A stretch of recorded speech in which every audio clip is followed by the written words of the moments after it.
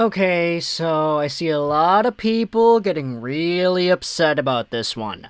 Phillip Danault has signed with the Kings, 6 years, 5.5 AAV. I will say this, though. When it comes to Danault, a guy who primarily played for the Montreal Canadiens for the bulk of his notable NHL career, it is kind of weird that 5.5 by 6 is the contract here. Mostly because he did have a similar AAV contract offer a year ago by Marc Bergevin and the Canadiens, that in which he straight up rejected and said no.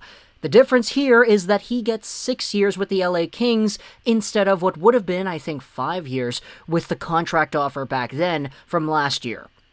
So, Phillip Danault essentially just took an extra year to go to LA instead of staying with Montreal from the contract offer that he had last year. And, I mean, the same problems occur in the entire contract discussion now that we had in the previous video. I said about David Savard in Montreal. We had another video talking about Phillip Danault and the LA Kings. The signing just doesn't really make too much sense, in my opinion, man. Like, Phillip Danault at his best is a 6'1", 201-pound center, 28 years old, who goes out there and absolutely does the shutdown game to a T. He had 4 points in 20 games in the postseason, 20 points this year in the regular season. He was kind of an offensive black hole in the playoffs, but that was the entire Gallagher-like and Danault line. He went out there with the sole responsibility of shutting down opposing teams' top players, which is what he did, and he did that very well. But the thing is that enough to go out there and save $5.5 million a season for 6 years? Phillip Danault especially going out there and not taking the same contract from Montreal last season kind of puts a little bit of a different spin on it as well. Because it's like, okay, last year he didn't want to get that contract for one fewer year. He goes out there, he goes to the finals, he shuts down Mark Stone. Him and Gallagher, they hold the entire Vegas first line to 1 goal in 6 games played, and they shut down Wheeler and Ehlers and Connor in the second round, Matthews and Marner in the first round. They did fantastically well in the limited sample size they had in this year's postseason. But is it enough to go out there and say 5.5 by 6 years? Also the fact that we had ourselves a discussion going on about the LA Kings and their center core. So many centers on LA.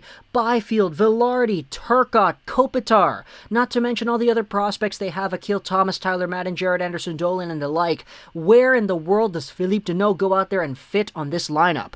I don't see Vilardi, Turcotte, or Byfield as any of the kinds of players that would go out there and actually benefit from being played on the wing. They demand the middle of the ice, and they're all so capable at playing that game down center. It's why I'm so high on them in terms of their potentials as centers at the NHL level. So to see Phillip Danault coming in here, it really does paint a picture in my head that one of these guys is going to get moved in a move that's really going to change and kind of limit them in a way.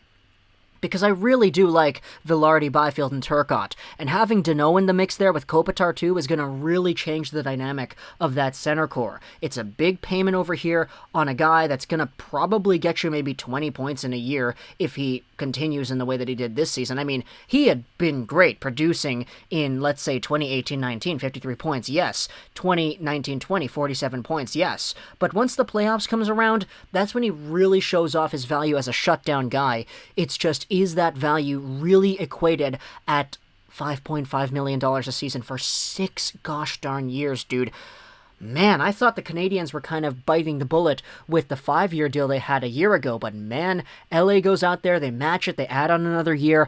I could totally see why a lot of Canadiens fans are salty about this. Oh, he didn't accept the same AAV with us. He just wanted to go to LA. He wanted an extra year. Whatever. Screw him. I don't want to go out there and say that kind of sentiment over here. I just will say it is a pretty big contract. And for a guy who doesn't produce as much as a $5.5 million player should, like Jaden Schwartz just got $5.5 million. And I think if I'm going for fantasy points, I'm going for Jaden Schwartz over Phillip Danault any day of the week. It's just, how much do you value defensive shutdown play? The LA Kings are going to go out there and say, okay, it's 5.5 by 6. So talk to me in the comments what you think about Phillip Danault going over to the LA Kings. It's finally confirmed. I'm not surprised to see it, but I am surprised about the volume of the contract there. I hope you enjoyed this. Rumours 99. And bye.